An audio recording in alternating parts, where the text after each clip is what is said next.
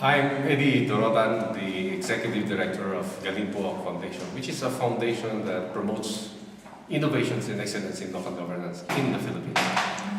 With me is one of our innovators, ex-Mayor Camilo Lammawin Jr., the former Mayor of Tabuk, Kalinga, and is one of our Gabito winners for 2009. So, Camilo, can you tell us about your tribe? What indigenous peoples group do you belong? Well, I belong to the Kalinga tribe of the Cordilleras and a Dilayan subtribe of the Kalingas. This is in the north of Manila. North Philippines. These are mountain people. Huh? Yes. Okay, and how are the situation of the indigenous peoples in Cordillera, like in Kalinga? Well, they're good at this time, and a lot of developments have been done by the government and the people, and we're doing well. You're doing well, but there are some more problems, right? Yes, of course. And can you tell us about the problem of peace in order in your town before you organized and implemented your program on Matagoan? So can you explain the situation before? Well, before it's a bit chaotic with tribes warring against tribes because of tribal conflicts, and there were a lot of killings that were perpetrated by a lot of sub-tribes, and this was a great problem, a great concern of the not only of the tribal people but also of the government. What were the causes of the tribal wars? Well, they were caused by some petty crimes that later escalated into tribal conflicts, and of course we have the previous problem on the insurgency situation wherein a lot of tribal people were involved when NPAs recruited Kalingas, and also the army recruited other tribes, that they let them clash together and then bringing a problem later on that has been not been settled. So in effect, the causes of tribal were various, no? From petty theft to robberies, murder, to murder, huh? Yeah, and also even squatting or land grabbing. Land grabbing. Okay. Now, so what did you do to address this problem? So when you became a mayor, so Camilo here is a mayor of Tabuk, which is about 100 a town, composed of about 108,000 people, and majority of the people belong to the Kalinga tribe, right? Sub-tribes. Yes. And he was elected mayor for 9 years. He instituted the Matagoan. Can you explain to us what Matagoan means? Well, Matagoan means it's a place to live, and it has been declared by the elders that Tabuk, our town, should be Matagoan, or a place to live, a zone of life or a zone of peace. Mm-hmm. So what did you do? So you said that it's basically you instituted traditional Kalinga customs and methods in settling conflicts. Can you explain about the Bodong? Yes, it was brought about by, we have first to understand the Bodong, which is a peace pact among sub-tribes and tribes of Kalinga and the Cordilleras. And this would keep them at peace, in good relationship with each other. Now, if this Bodong is severed, or the peace pact is severed, they're free to kill each other. So this would prevent them from killing each other. So what we did was to organize the Bodong holders or the leaders of the different sub-tribes, talk about the problem, and then organize them. Then they were able to come up with a system that would amicably settle all these cases to prevent more killings. So in effect, you brought all the different tribes together. Yes. And even other cultural groups outside of the tribes. Yes. And immigrants. You Yes. brought them together in a council, and each member is elected by their own tribe and sub-tribes. I mean, they are the ones who settle the problem. So when the problem comes in, there's a conflict.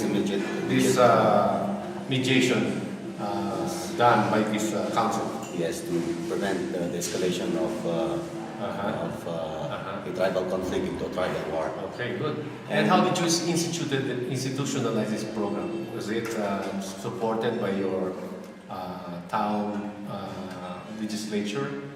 Was it supported by the budget? Yes, of course, there's a support from the council, and they are funding it yearly for the different activities of the Matagoan program. So in effect, you have a budget, but you're saying that the budget is small. With the small, there's a big impact. Yes, it's not even 1% of the total budget of the municipality, and with comparing to the impact of what has been done and to the people, well, that's very significant. Can you summarize the main impact and results of your program? So what were the results of this Matagoan Peace program? Well, there was peace and order, a good relationship with the among the tribes and among the tribes, and crimes had gone down. Crimes went down. Crimes went down. And there was an acceptability of the people on amicable settlement. So you mean more cases are handled now by the council? By the Matagoan because people council. accepted the method. And there was a no-go-pass policy or no surveillance of the Budong policy, which had stopped the tribal conflict escalating into tribal wars. Can you explain this no or not policy? The no-go-pass policy No-go-pass. was what I said earlier, that if a peace pact is not severed, that would prevent them from killing each other or doing further violation or violence to each other. And so with the no-go-pass policy, that would prevent them to have the problem escalate to a tribal war. Okay. So you have said that one of the effects is decreased crime. Number one. Number two is increased settlements by the council, suggesting that the council is in the program is acceptable.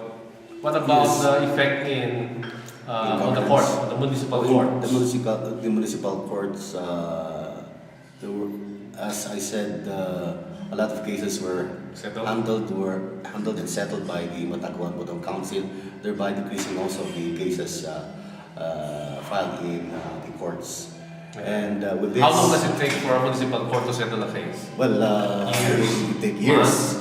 Decades. Always, as always. And with the program, you settle immediately, huh? yes, with the program, we had now a good implementation and delivery of public services. Okay. And the government workers can now freely go out to extend the services to our people in the rural areas without fearing of any tribal war.